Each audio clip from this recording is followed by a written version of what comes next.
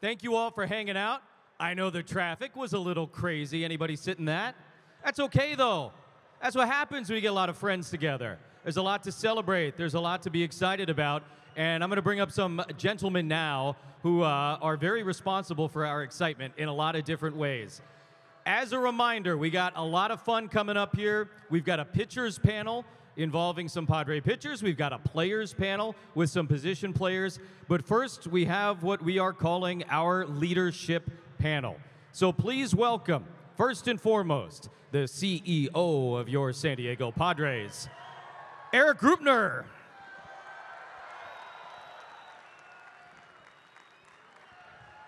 We got a lot to talk to each and every one of these people about because there is a lot going on and it is not business as usual here, as we all know. Next, our head of baseball operations, General Manager, A.J. Preller.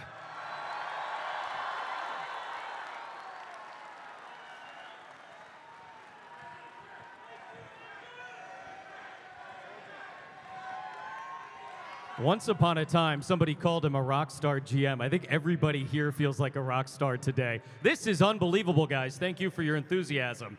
Up next, entering his second season as the manager of your San Diego Padres, Bob Melvin.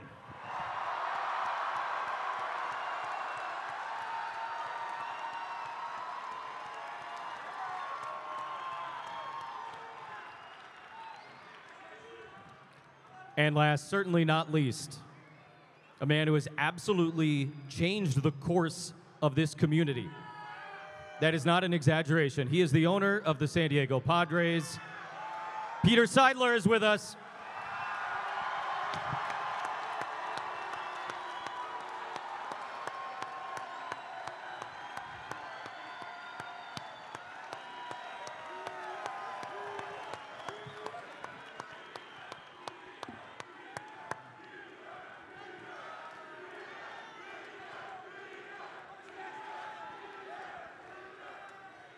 I don't think I need to say this, but that's not normal.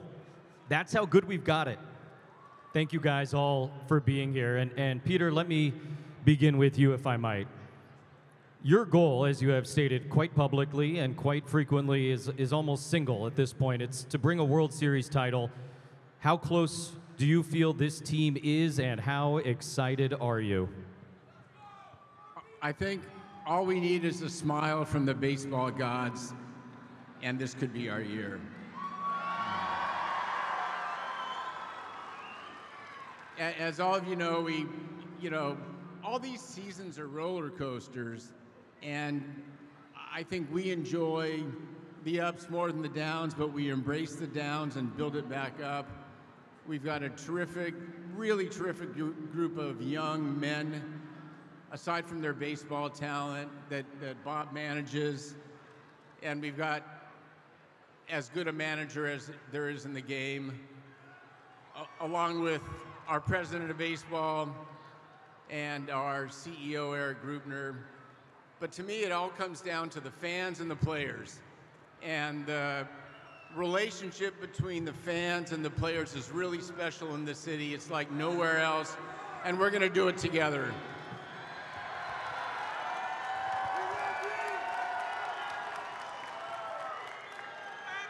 Bob, it was a big first year as head of the Padres and LCS right out of the gates. What do you have in store for an encore? No, I'm kidding.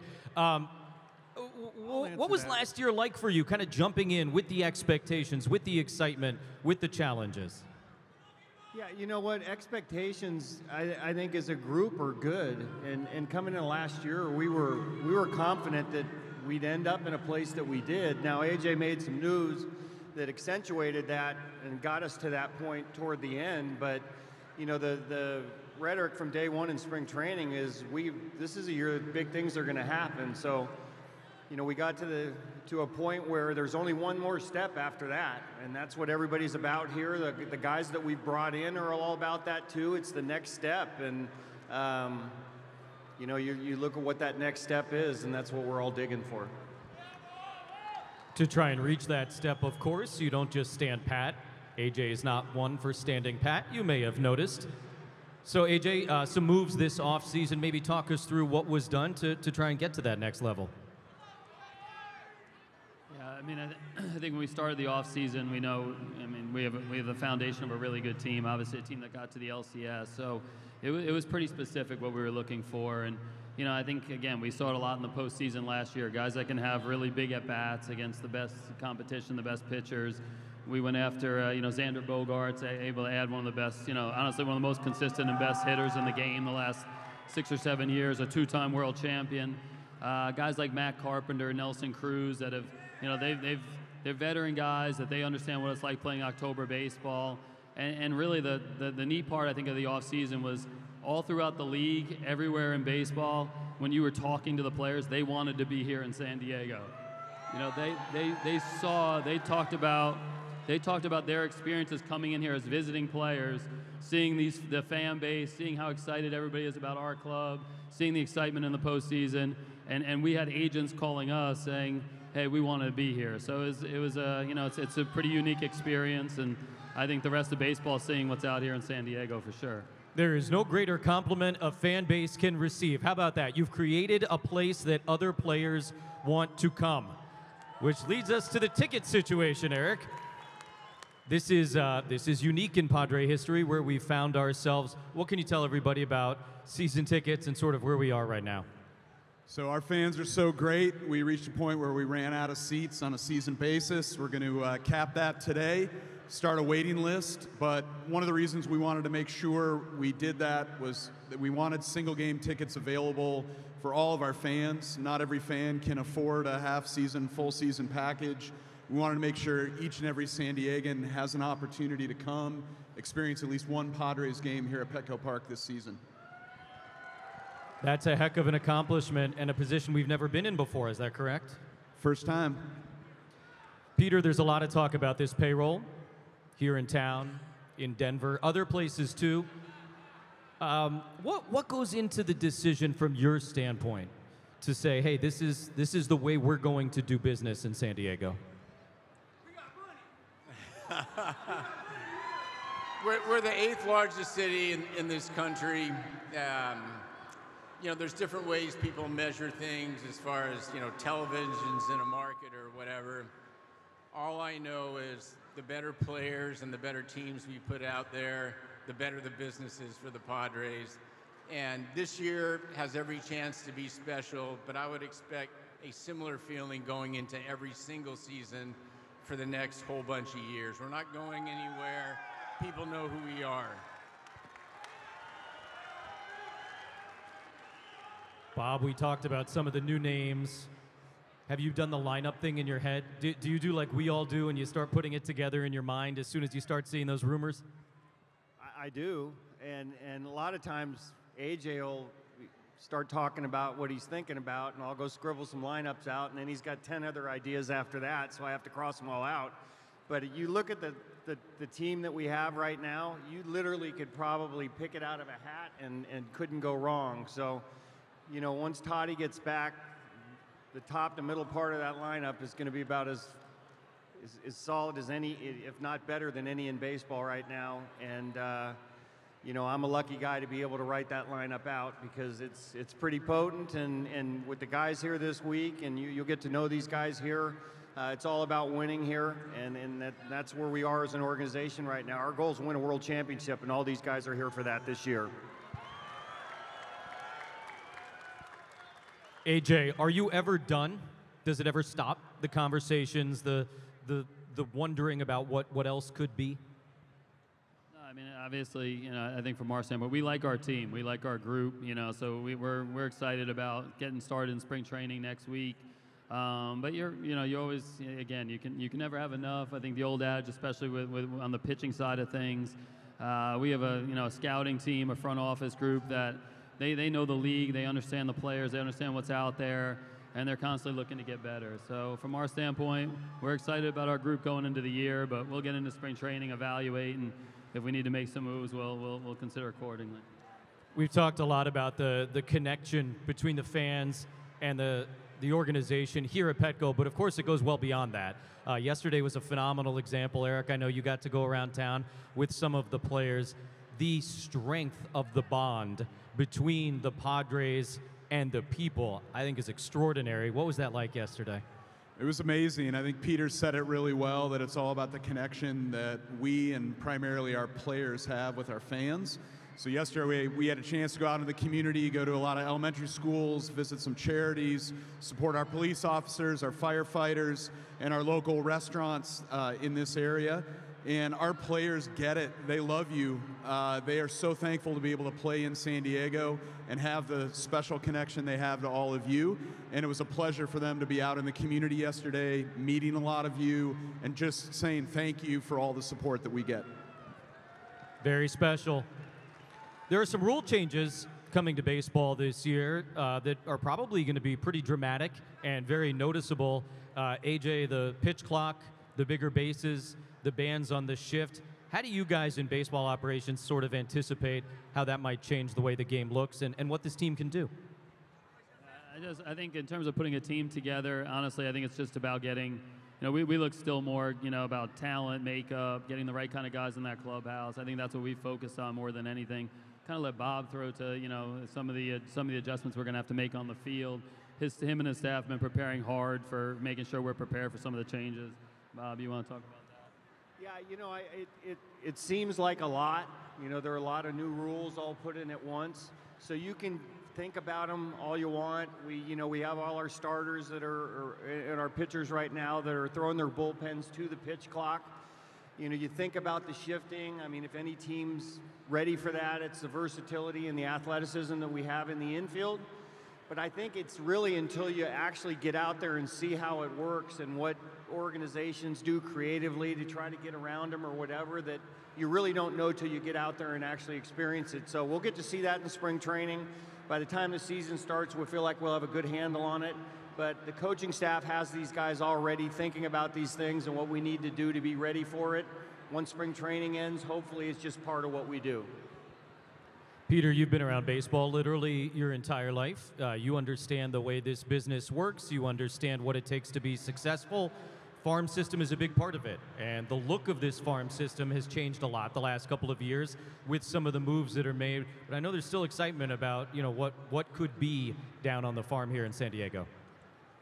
I imagine most of you saw and probably have seen video clips of the Venezuelan catcher.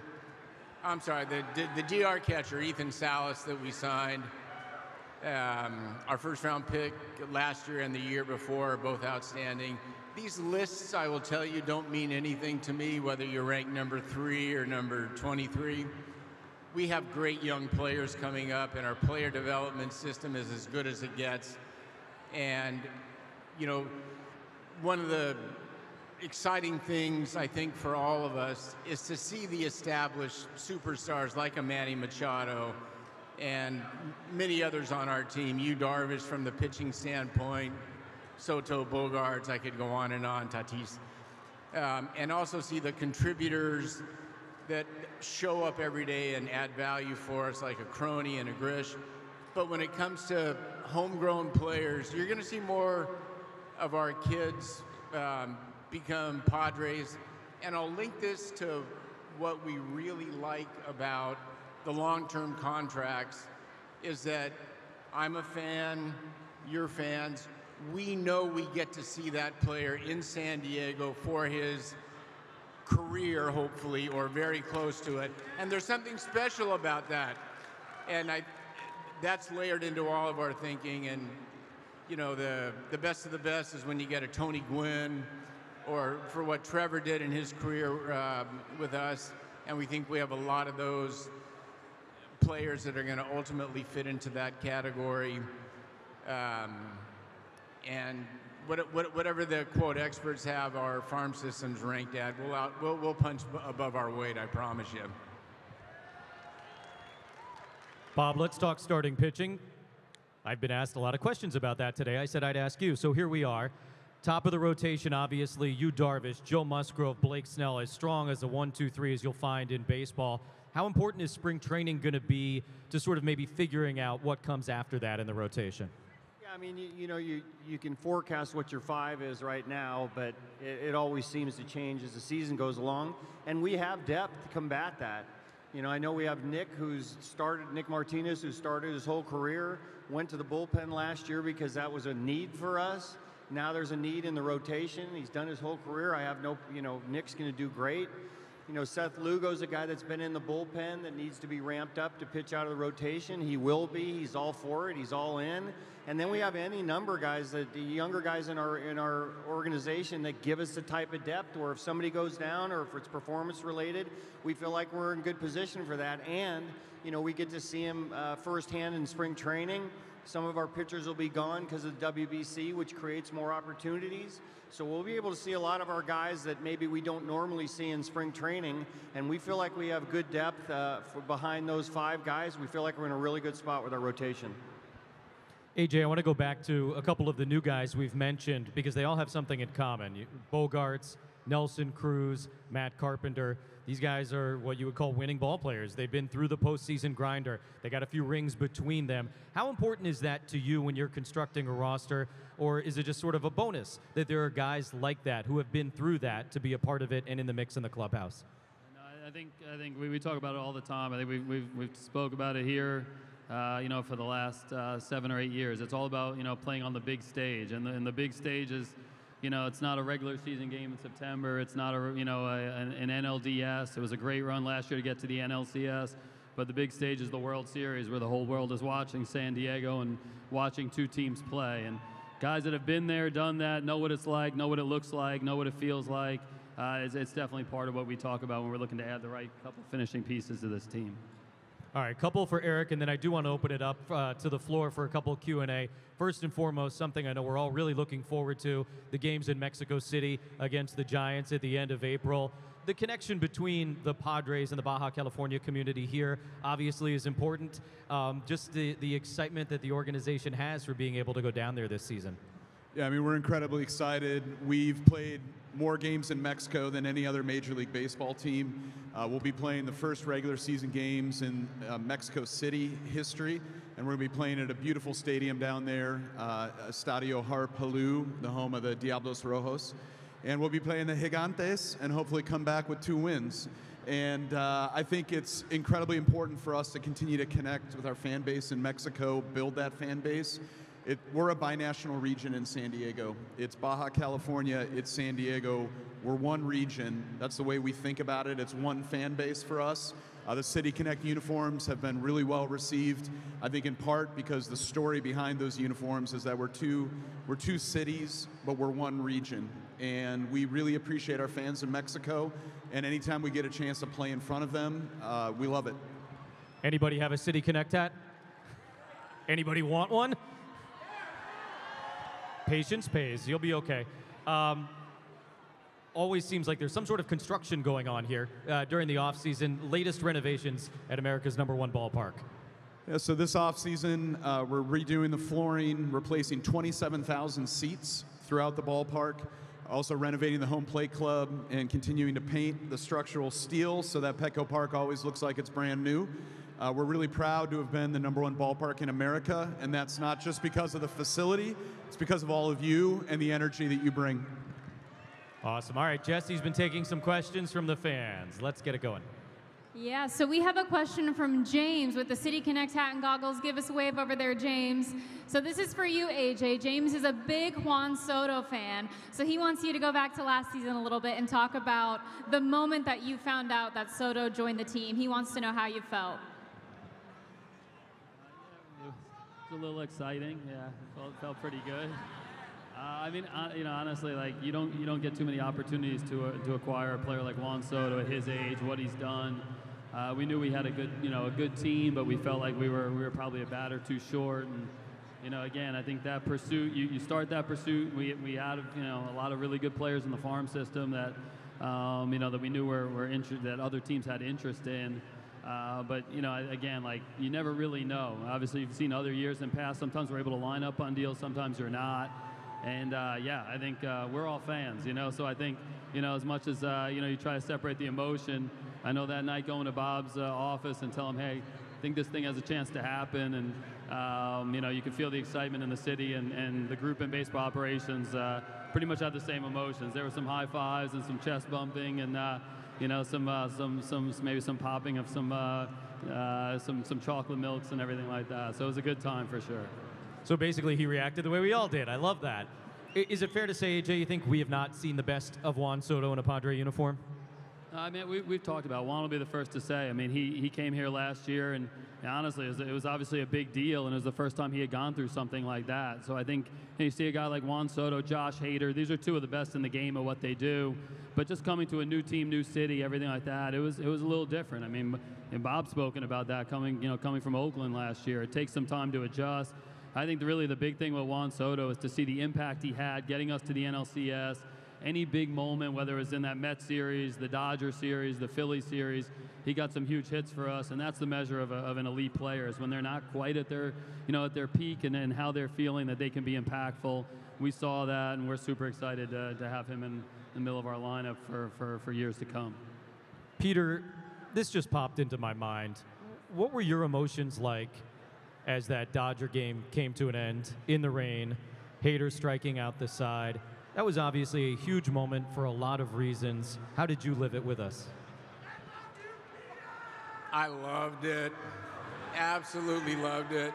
Same thing when we beat the Mets. The system is the wild card goes on the road. Everybody in our organization wanted to bring games back here. And to do that, we had to beat the Mets. We did. Tough series. Coming back here, we lost the first game to LA. And then Bob, Melvin, and the players basically said, let's just take 3 in a row. We don't need a 5th game. And sure enough, they did it. From a baseball perspective, there's a couple more steps that we need to get to, but it was a magnetic, awesome night, and there's more of that to come this year and beyond. Jesse? Okay, so we have Carlos over here. Carlos, if you want to give us a wave, this question is for you, Bob. Carlos would like to know, growing up, who were some of your favorite players? Well, I grew up in the Bay Area. Willie Mays came to mind. I was really young there. The guy I really focused on more than anybody, though, because I was a catcher, was Johnny Bench, and was able to meet him a little bit later. And actually, my first game in the big leagues, I was with the Tigers, and I was with Sparky Anderson in the manager's office going over the scouting report meeting, and Johnny Bench was actually doing radio for that game, and he was in Sparky Anderson's office. They were going over the scouting report with me, and I didn't hear any of it because I was just looking at Johnny Bench, knowing that I was actually going to meet my idol, at some point in time when this meeting was over. So if I have to pick one guy that I tried to model myself, I'm nowhere near as good a player, but the guy I watched the most was Johnny Bench. So Johnny Bench was your guy growing up. As far as teammates, who was your favorite teammate of all time, and why was it Mark Grant?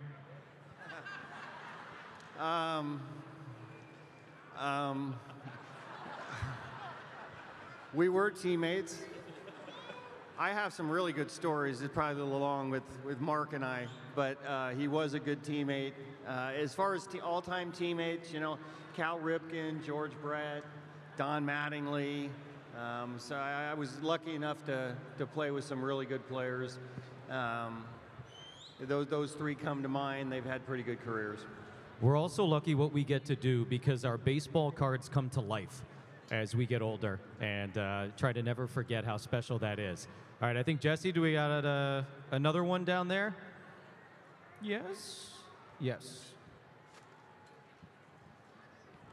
So I think, a lot of these questions seem like a message. So we're going to make it a question here for you, Peter. When you guys are making these big trades, how excited are you for our fans to find out? Because they're all pumped up here. They're excited. Is that a really exciting moment for you as well? When you make these big trades, we're making these big announcements. We got Xander, we got Soto. How excited are you for it to hit these guys behind me, these fans? None of this happens without the fans. We know that. And it goes back to some of the big moves that we made a few years ago, whether it was signing Manny or signing Tatis, or even going back to, other players before that, people were shocked, people in baseball, that San Diego signed a free agent, a big-name free agent, and then more shocked when we did the next one, and we had conviction as all of us talked about it. If we give these great fans who love sports and absolutely love baseball a reason to come out, whatever step we take, the fans are going to take 2 steps. And you've done that and more, and it's made it, easy is not the right word, because we have to be careful about the person that we sign and the player. And AJ's done a tremendous job along, in consultation with Bob and others, about bringing in great young men here that deserve those long-term contracts, because the fans in this city deserve it, and the people that wear brown across the globe that are Padres fans deserve it. It's a thrill to see the really special relationship that our players have with all of you. And let's even grow that further. Bob, we've talked a lot here today about some of the great moments from last season, even before you came out here. We were talking about the Goose. We were talking about the rain game. We're talking about the Mets series and how special that was.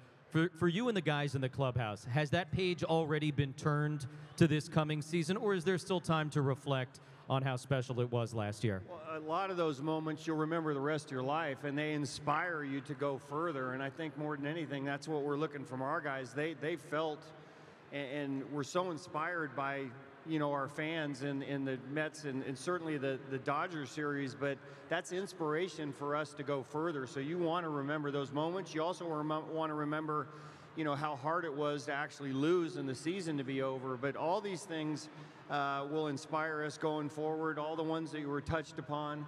But our fans, I think that to look out after that last game against the Dodgers and see the reaction from our fans. And I've said often, we don't even really consider, they're not fans, they're Padres is what they are. They're dressed like us, they look like us, they're motivated by everything else we do. They're a part of us. So more than anything, they're Padres just like we are. These are the good times, and they will only get better if everything goes as planned. I mentioned there were a couple of other panels with the players. I'm not going to steal the thunder, but Don and Mudd are going to be back up here with some very, very big names shortly. Thank you again, everybody, for coming out. And a huge thank you, Erik Greupner, AJ Preller, Bob Melvin, and Peter Siedler. What a time to be a Padre. Thank you, guys. More to come, more to come.